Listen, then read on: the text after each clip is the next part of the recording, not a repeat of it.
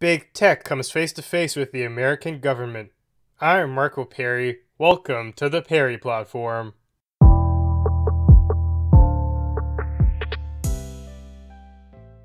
Last Wednesday, Mark Zuckerberg of Facebook, Jeff Bezos of Amazon, Tim Cook of Apple, and Sundar Pichai of Google were summoned before the American government's Antitrust Committee to testify. Now, just the way things were set up, it feels like it was the accumulation of the League of Legends, or the Justice League, or the Avengers. You have the four biggest heads of American big tech just coming together into one place, virtually, to testify. And speaking of testifying, the first time this was tried, things didn't go quite well. They had Zuckerberg in a hearing, and the questions that were asked were just flat out silly. People were asking him, what is an ad? What is a business model? And you could tell they had no idea what they were talking about. This time, though, they seemed to be more prepared. Thankfully, the government didn't make that much of a fool of themselves this time around. There were still some issues, but we'll get to that in due time. First of all, we should cover our bases here. What exactly is antitrust? These guys were being summoned to an antitrust hearing. In a nutshell, antitrust really is a set of rules that seeks to limit how much power any one company can have. It looks to primarily promote competition on behalf of the consumer, to make things more fair for you and to ensure a market that isn't rigged from the get-go via a monopoly. In fact, these rules here are meant to stop monopolies from forming. Now, it begs the question, why are monopolies bad? Well, quite obviously because a single company will then control the entire market and you become a price taker. If you really need something that only one company can produce, you're their victim. They can charge you $1,000, $2,000, $2 million, and you'll have to pay it. You don't really have a choice if you want the item. This is most painful when dealing with medical companies and drugs. There might be something that you really need to live, and only one company has the patent for the item, for the medicine. They can charge you astronomical fees and you have no recourse. You can't do anything. And that's an issue. Competition is the force that brings that down. Because if you have two choices now, these guys will compete. They both want your business and that will drive prices down. One company might undercut their prices to get you in and the other will respond and eventually you'll reach an equilibrium point. This happens faster when there's more than just two companies though. Let's say there's 10.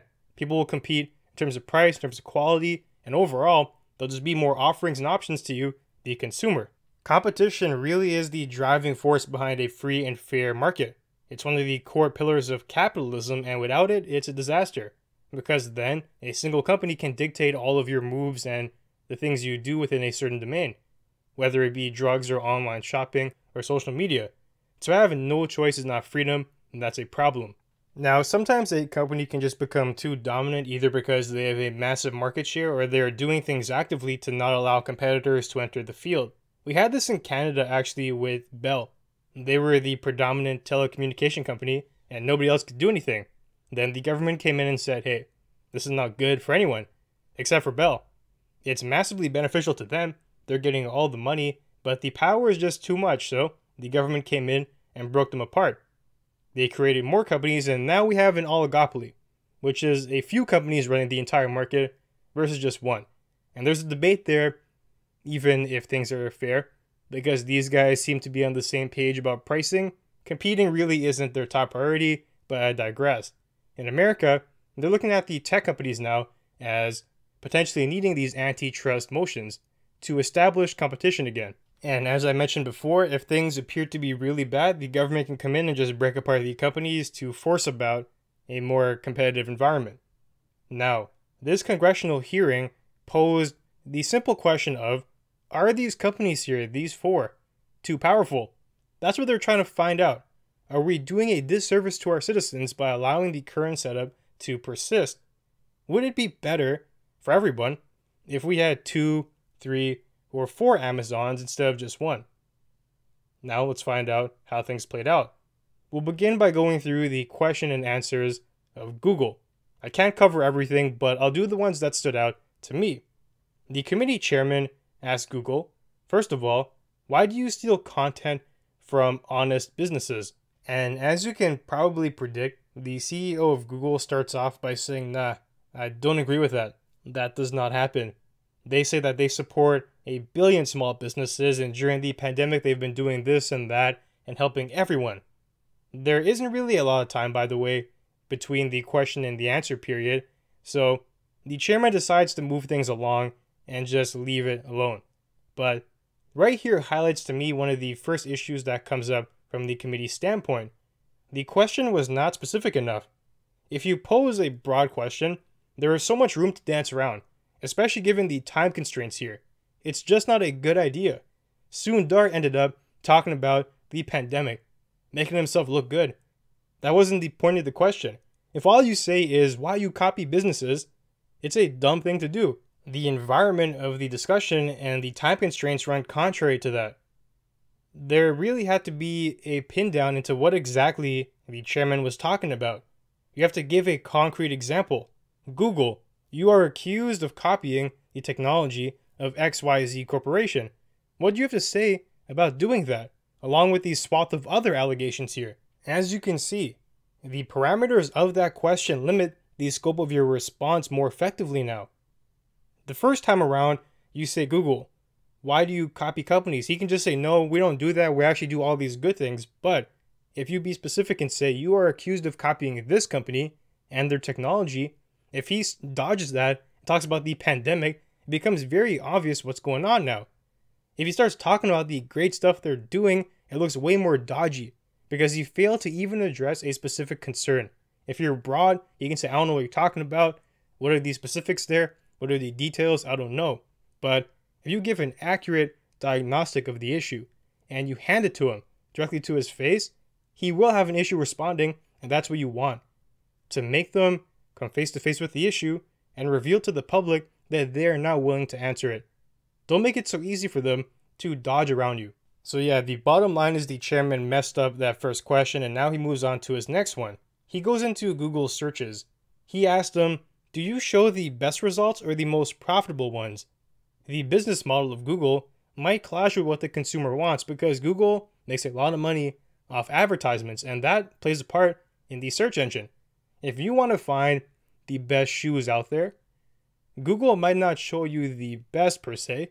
They might show you the ones where the company is paying them the most money to get their product in front of you. In that case, we couldn't really say that Google is fulfilling their responsibility to the customer. Now, Sundar says that their priority at Google is relevant information, and that's the top of the list. And my response to that is, yeah, I don't know about that one. I'm pretty skeptical. I doubt the execs truly are in line with what he's saying here, that the priority comes before the money. It's just not true. Nobody at that level is going to be willing to sacrifice billions of dollars if it means that consumers can get more relevant content. Whatever that means also. Relevant content. The ads themselves can be argued to be relevant. They're not showing you an ad for ice cream while you're searching for running shoes.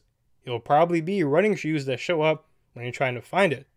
When we talk about the most relevant, how do we even define that? These questions are really deep, but the short discussion periods hamper things. We can't even get to the bottom of it. I think this question was good, better than the first one, because it gets the consumer or the viewer thinking, hey, is Google actually showing me the best things for me? Or are they trying to make money off of me? It's probably the latter. They're showing you things that are relevant, but they're still using you as a cash cow. And probably the fundamental issue in regards to antitrust is that Google might be playing favorites on their market. They may be showing certain ads of companies that are either big enough to pay them massive money or companies that they have good relations with. Smaller companies that bring about competition may be excluded here, and that is something to further investigate. Now, the next question involved Google viewing other websites that can steal traffic as threats to them and acting to sabotage those same websites, and I have no doubt that is true. But Sundar again dances around the inquiry.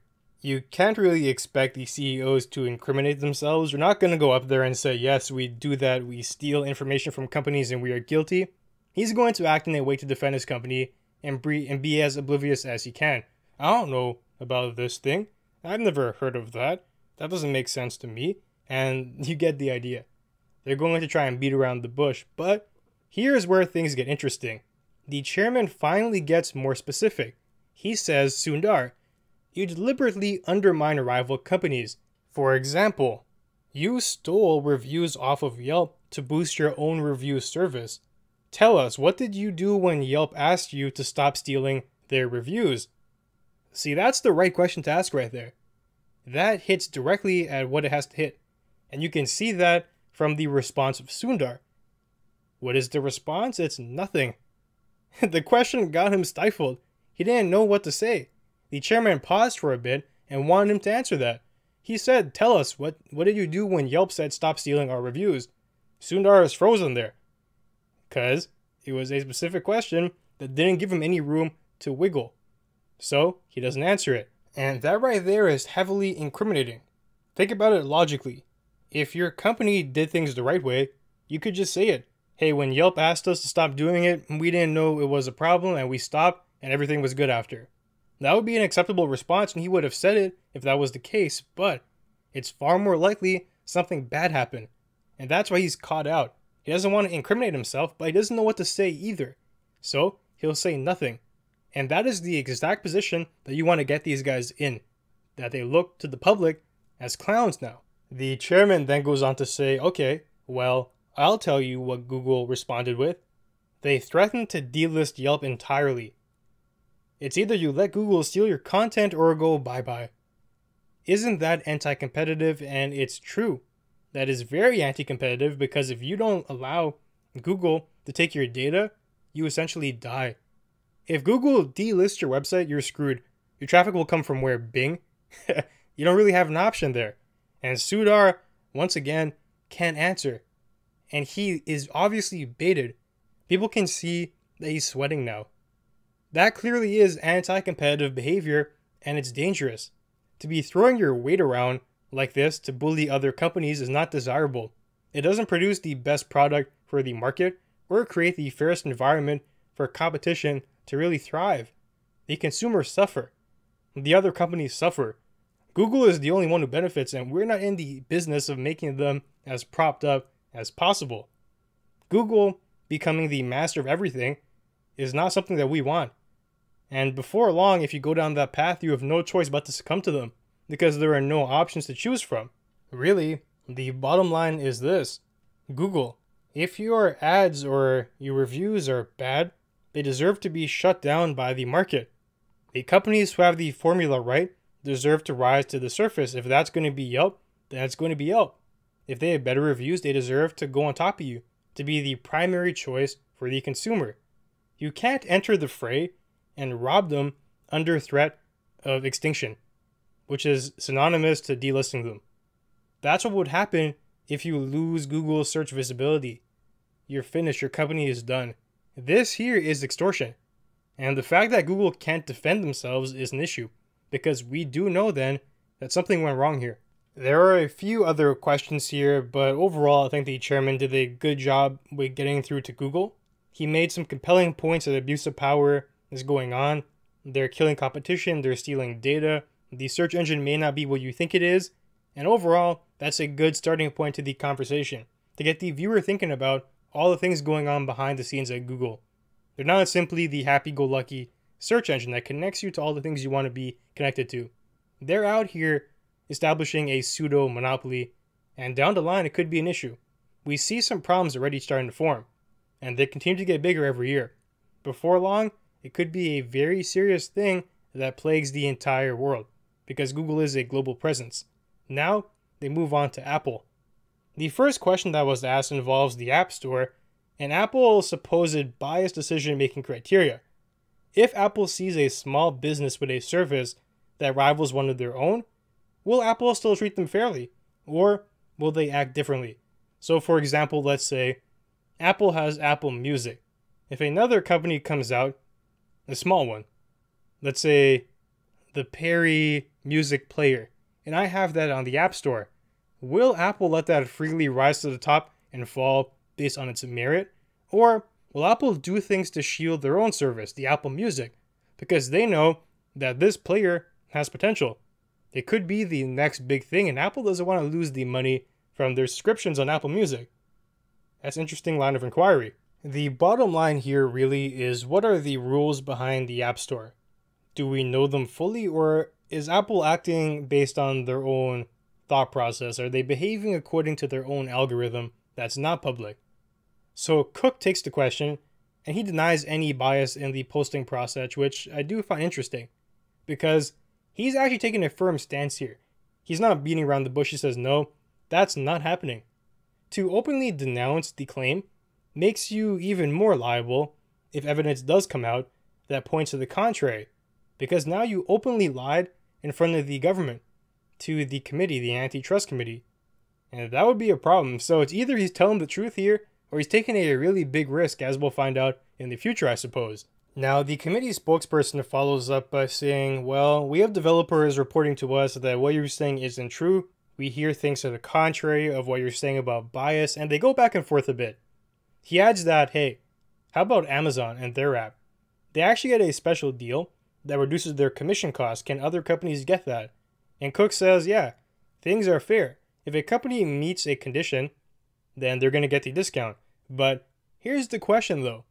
What condition is it?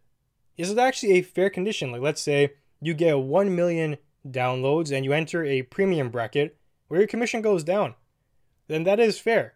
Any app with that is able to take advantage of the discount, and yes, the market is intact. But what if the condition includes being a multi-billion-dollar company with close ties to Apple, and you have to be owned by Jeff Bezos? It's still a condition, but only one company can fit into it. This is a distinction that has to be made. We need more details here, and that's another reason why the Q&A, I feel, was overall not done to its potential. The question period is just too short. 5 minutes is not enough to get through this. We really need a longer discussion. Now, if I was the committee member, I would have followed up and asked him, what about Walmart? Do they get the same deal with their app? It's a somewhat comparable retailer. And we have to see here if Apple is playing favorites. Are they giving the discount to Amazon and not to Walmart? Well, if that's the case, then there is somewhat of an issue there. They're playing favorites. They're picking and choosing which companies are going to thrive on their ecosystem, and they might be keeping it close-knit, and that would be anti-competitive. Instead, the committee member asked something that I found to be rather silly, and Cook schooled him on it. He opened himself up to getting retaliated upon, and you never want to do that as the people in charge. These guys were running the show, the committee members, and they gave Cook a chance to slaughter them. So, he says this: Apple has a 30% commission. What is there to stop you from raising it to 50 or 60 or 70 or 80 or whatever? He's implying that Apple has a near monopoly on apps and they could terrorize developers if they really wanted to. This isn't a good question though, because it fails to recognize there are many ways to get apps into production and hosted somewhere. Apple actually isn't a monopoly when it comes to apps right here. And he seems to think it is, but that's not true. Google has a library. Microsoft has a library. Even things like Sony and game producers have some as well. And there are even some online that aren't official, but you can add them onto your iPhone with very little work. Logically, if Apple did something drastic to their fees and they made it astronomical, the developers might just stop making apps for Apple and iPhones, and that would be a disaster. The company wouldn't want that because Androids get a boost from it. They actually sabotage their own market position because now Androids have exclusives that were no longer being posted on Apple. If Android becomes the only place to have WhatsApp or whatever, Instagram, or even a game that you really like, well, maybe there's incentive for you to get an Android for your next phone. It's actually counterproductive for Apple to terrorize developers like that. And the question is, why is that? Why is it counterproductive? Because it's not a monopoly yet. There are other places to go to share your app that aren't Apple hosted, that aren't Apple owned. There are options available here. And Android now can take advantage of that. Microsoft can try and jump into the market. There is competition here. Apple is in fact incentivized to find a balance between fair fees and still making a profit, because if they don't do that, they run the risk of making their own product inferior, because you can't get the apps that you want on your iPhone anymore. This committee person is too fixated on the App Store, and they're getting lost, and Cook basically said what I just said. That's untrue. that there is competition on the apps, which is very, very fair. And overall, he made the committee member look as though he didn't really know what was going on. If you were going to talk about the App Store, focus on Apple's supposed bias with the app posting, favoring some over others, trying to defend their own products. That there is a good line of inquiry when it comes to antitrust. Talking about the general competitiveness of the market for apps, well, that could be a losing battle. Overall, I feel like Apple and Tim Cook made out relatively unharmed. They didn't get roasted as bad as I thought they could have been. Google definitely got hit harder. But if we think about it from a business standpoint, especially with the antitrust lens, it might make sense because Apple might be the least monopoly-esque company in the batch here. You have Google, who is 100% the predominant search engine. There is no doubt that Google captures the vast majority of the market share. The next big thing is what? Bing? Nobody uses that. Google is in a dominant position. You can look at Facebook. In terms of social media, they run the show because Facebook is already massive and they own Instagram. The only thing up there on that level is perhaps Twitter. But Twitter's revenue is lackluster to say the least because their ads aren't as good. When it comes to having a successful social media company, Facebook is the top dog. And then you have Amazon, massive online retailer. Who is competing with Amazon? Maybe Walmart? And even there, they pale in comparison. Amazon is the king of e-commerce. With Apple, Android, I feel, really isn't too distant. A lot of people have it.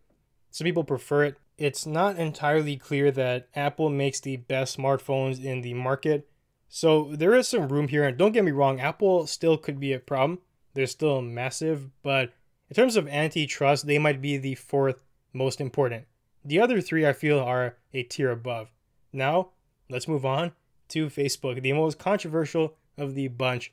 And Mr. Zuckerberg is here to answer the questions. The first thing, predictably, that gets hurled at him is Facebook's problem with fake accounts and Russian interference and playing with elections and whatnot. The crux of the inquiry, the first round at least, is what will Facebook do to make its platform less prone to corruption? It's a good question. I like this one a lot. So Zuckerberg says that actually, since 2016, where the problem really bubbled, they've hired thousands of people to really crack down on it. And they've crafted AI systems to handle election-related issues to try and figure out what should be allowed and what shouldn't be. So they are doing something, supposedly. They're not sitting by. They seem to have taken some action. And you might argue it's not enough. It's not a good effort. There are better things that they could be doing. And that's all fair, but they are doing something, though. And that deserves some credit. Because, as I just said, they could have done nothing, which would be far worse. Now, the committee member followed up on that question, and he said something that I found to be very interesting, to say the least. I'm not sure I agree with it. He says that people complain that lots of far-right content is on Facebook. Activists are calling for you to remove it, Zuckerberg, and they want you to join the civil rights movement.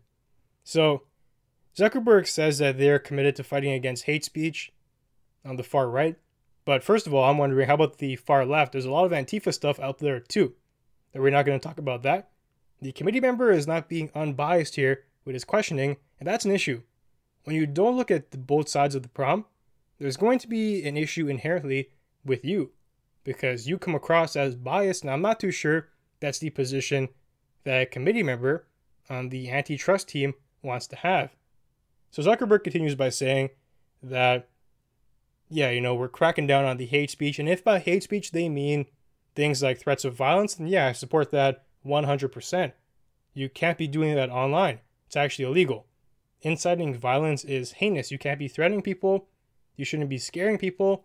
That's not what we do in a civilized society. It's toxic, and social media is already toxic enough. So, if we're talking about that, then yeah.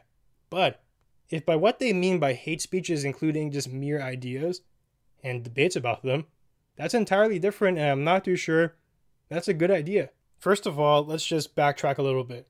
What do they consider to be far right, as the committee member put it? This isn't a straight definition, especially in practice when you go out into the field and you filter content. In your mind, you can think about the neo-Nazis and whatnot, and of course, they're a problem. I agree with you. Get them out of there. But it's more nuanced than just that. People lump a bunch of things into the title of far right? What about those who criticize social movements because they aren't entirely in agreement with them? If they have valid concerns, I can still envision people saying, hey, that's a far right talking point. How about someone like Ben Shapiro? People consider him to be far right. He seems to be more of just a regular conservative to me, but the definition is blurred here. And you want Facebook, a company that you don't even trust to make these calls, to go out here and suggest to them that they should be enabling censorship, that they should be removing things from their platform that you're deciding is labeled far right. What does that mean? Can you break it down for me? If you're talking about, as I said, inciting violence, if you're talking about calling for it, the neo-Nazis here, then yes, we can do that, of course. But if you aren't specific enough, the tool that you're prescribing to Facebook can be wielded in a very dangerous way that actually curbs things like free speech. Be careful about that. Now, the second point I'll make is in relation to what the committee members said about Facebook joining the social movements. So he said things like, hey, many companies are boycotting you because they don't think you're doing enough to whatever further these causes. First of all, it's not Facebook's obligation to join any social movement. It's their prerogative to stay neutral if they want to. Now, it's very different if you go against one. That could be an issue. But to say we're not touching it, we're just doing our thing, that's totally fine. And I don't really know why the questioner seems to be applying pressure to get them involved. That's not the point of the hearing. It's actually not even related. We're talking about antitrust here and anti-competitive behavior. Facebook, as he said, being the recipient of boycotts because of their lack of involvement in social causes isn't a factor in the discussion. It's actually the contrary. They're making themselves less competitive. They're losing customers. And you're here trying to prescribe the opposite, to get them more money, to do things to get those people to come back to them. I don't know what this guy's talking about. He's straight off the path and he's unfocused. He's talking about things that are irrelevant to the antitrust discussion here. And he's wrong about them as well. It's not an obligation. Now you could say, hey, it would look very good for you if you did. If you put out some shallow statements like other companies are doing, just so you can blend into the mob and get that goodwill, even though you're not really doing anything, then yeah, from a business strategy standpoint, it makes sense, but that's not what you're doing here. That's not your job as a committee member.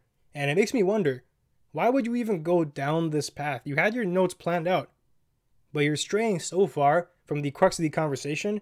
Why would you do that?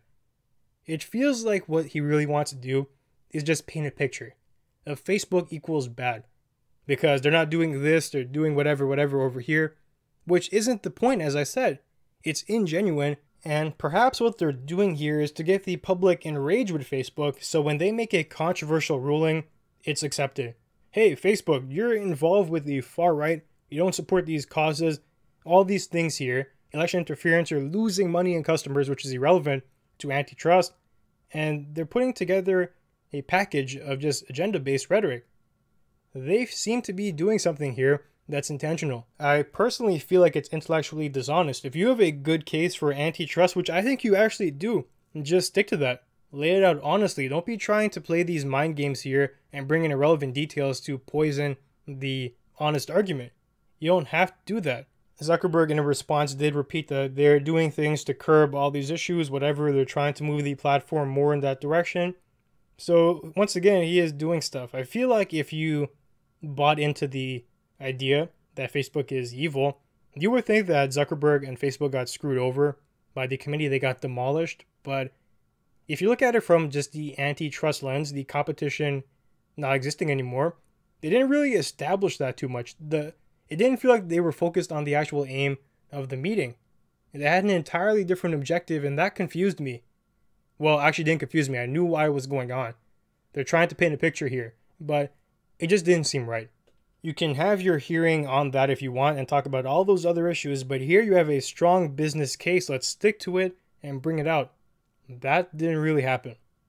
So, now we move on to the final contestant, Bezos and Amazon. The chairman of the committee wanted to talk to Bezos, so he took the mic back for this one. So during the question period, I don't know if I made it clear, the chairman started off and he passed it on to a committee member to ask the second round of questions. Who was that again? It was Google first, then it was Apple, Then someone else asked about Facebook, and now he's back to deal with Bezos. So he says, first of all, that Amazon controls 75% of all online e-commerce sales.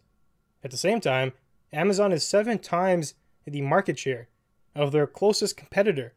How can you say this here is a competitive market given those facts? And that's a fair question. But a mistake occurs soon after. He adds at the end of his inquiry something that I feel like should have never been said. He threw the entire thing off course. He says that small businesses have to go through Amazon to meet customers.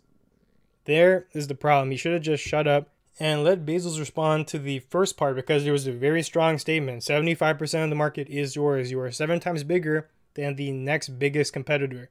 How is that competitive? That's perfect. Leave it at that.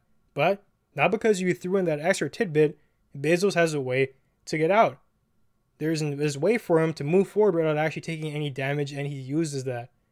Bezos chimes in here and says, hey, wait a second, no. Businesses don't have to go through us to reach their customers. They have many options here. They don't have to use Amazon. There are things like Shopify and whatnot. And that is so obvious. It's so true. You don't have to go through Amazon. You might want to because there's a lot of money to be made, but you aren't forced. They're not the only online e-commerce platform. You can actually use Walmart or even Best Buy on their marketplace. So this guy messes up, and Bezos was able to wiggle out and not even address the first part of the question. And I know he wanted to follow up, the chairman, but there was no time. Don't make that mistake. You're overloading the question. Just be specific. Like he actually got the Google CEO when he was being specific about what they did with Yelp. Do that with Amazon too. Don't go off the rails like you just did there, and you caused a disaster to happen. Your question, even though it was a good one, got avoided. So the chairman is forced to move on, and his next question is like this. He says that businesses report having Amazon poach their best-selling items, which makes them go bankrupt. So I guess Amazon sees something doing well, and they say, hey, we can make that too. So they make their own. Then they can beat the price due to their scale. Amazon can outprice anyone. That's how big they are. They can make deals with manufacturers to get a below market rate for producing something. So Bezos then basically says that we don't have to sell any third-party items actually. We used to do just Amazon stuff. We're doing them a favor. We made the choice to invite other people onto our platform because it was better for the consumer. Now, first of all, don't be fooled by that. Nothing is ever done for that sole reason, for the benefit of the consumer. It makes tremendous money for Amazon via fees. That's the primary reason why it happened. Maybe it's good for the consumer, arguably, but that's a secondary consideration. Now, the chairman got specific, which was a good thing to do. He said there is a company, he didn't really name it, but he said they made this fitness thing for people on their feet who use their hands, and you copied it, and they went bankrupt.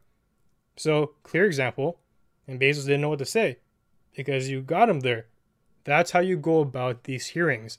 I also have no doubt that it's true. It just makes too much sense. If Amazon sees that something is selling 1 billion units, but they don't have their own version of it, of course they make the fee from the retailer, but let's make our own. The margin will be far greater because we can hoard the profit, and that's what they do. They enter the market, they compete with the people who they bring in, and they kill them off because now they've taken the idea and they're making their own. It's a tremendous way to make profit. I have no doubt Amazon's doing that.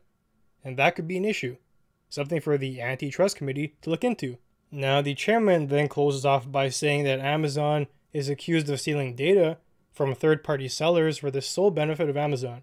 So, you can be a small business who wants to sell something on there, but your data is not yours. Amazon takes it, and they can use it then to relate back to the second point about making a product that's popular. They see your product is selling a lot to a particular demographic. They see the addresses, whatever, the location. They're going to use that data. Is that fair? I don't really think so. And Bezos has no answer for that either. It was a good question. And that's kind of the gist of the entire hearing in a nutshell. You ask a question, either the question asker plays themselves and they don't even get that far into it, but on the off chance that it's a good question, it gets no answer because the person there is not going to say anything. They're going to try and dodge it, or they're just going to move on because the time limit is running out. and then you go to the next question and you repeat it. There are some grains of good points here and there, but overall, it kind of felt like a mess here. Nothing got fleshed out. It was rushed. To me, the issue is clear. The format just sucks. Someone has to redesign the hearings to allow enough time for proper Q&A and follow-up. I feel like nothing of much worth was established here. Everything that was said was already known. The CEOs didn't really add to that. They didn't have proper answers, and what can you expect? There's no follow-up. If the CEO is being shady, I want you to grill them. Why aren't you answering the question? Do you have something to say? Keep going, pound them in and get them to say something. That's what you have to do. But the way things are set up, it doesn't allow for that. And it feels like the parameters are meant to protect the CEOs. Why is the time limit so short? Why can't you follow up? Why can't you grill them? They're big boys, they can handle it. But it's not happening. That's a major problem. The system sucks for this. Now, aside from my criticism, I do feel like this was a step in the right direction. We have to get the conversation going, and we do have to uphold competition as it guides the market. It's a core tenet of capitalism, and without it, there would be major issues for everyone. The only beneficiary would be the company in the monopoly position, and we don't want that. So, it's a good time to talk about it. It's a good time for the Antitrust Committee to figure out what they have to do in the future to make sure that doesn't happen. No competition is quite a dangerous game to play, and we are headed that way. These companies here, the biggest ones, they keep getting bigger, and the smaller ones get bought out or they get killed by the intense competition. It's not entirely sustainable. Now, when it comes to a solution, I'm not even sure what we have to do here. I do want to hear the committee come up with a recommendation. Do we have to break apart the companies and create 2 Amazons, 2 Facebooks, and 2 Apples and whatever? Maybe. You know, as I said, I feel like Apple's on the lower tier here. Google, Facebook, and Amazon seem to be more of a threat. But even here, there could be consequences with breaking them apart. There are foreign companies who could come in and overcome us because now the individual parts are too small to utilize scale effectively. In China, there kind of is an Amazon competitor already called Alibaba. And they're quite big. AliExpress, they're massive. And on the social media front, China once again has some good options over there. I don't think people in America would wholly adopt it, but there are things to look at here. How about TikTok, for example? That's a Chinese social media that came into the market and it's blown up. It's massively popular. If you break apart Facebook right now, maybe TikTok gets the chance to become the number 1. And is that something that we want? Maybe AliExpress becomes number 1. Maybe another search engine is able to take over now. Maybe Bing really takes off because the individual Googles are just too weak. So there is a cost-benefit analysis to run here. It's not as if just breaking things apart is always the answer. The hearings are helpful. The reports are helpful. The data is needed. And there has to be a debate. We do want to hear the CEOs defend themselves, but unfortunately, they don't really have that integrity. They're much more comfortable just dodging questions, not talking about things, trying to avoid blame, and I feel like that's not the right way to go about it. If you have an argument for your position, let's hear it. And if you don't have an argument, then maybe we do have to take action here. And let's talk about it. I want to have a real debate here, without these phony time limits and no follow-up. I really want to have the CEOs go toe-to-toe with the committee. We've gotten too used to these cookie-cutter type debates, question and answer periods that we think it's the norm. It's really not. It's just silly. These guys up here and no one's saying anything. People are talking, but the words coming out of their mouth is just nonsense, and we're not holding people accountable. We're not saying, what do you mean by that? Why are you dodging the question? It's not happening. And the committee members, too, are playing themselves as well. These guys are not doing things to their potential, I feel. But there's always hope for improvement, so I'll keep my eyes on that, and I'll let you know. With that, we now come to the end of our conversation for today. If you enjoy the content, be sure to leave a review and share. They'll help us grow. You can find me online at perryplatform.org and social media at perryplatform. Thanks for joining me, and I'll see you soon.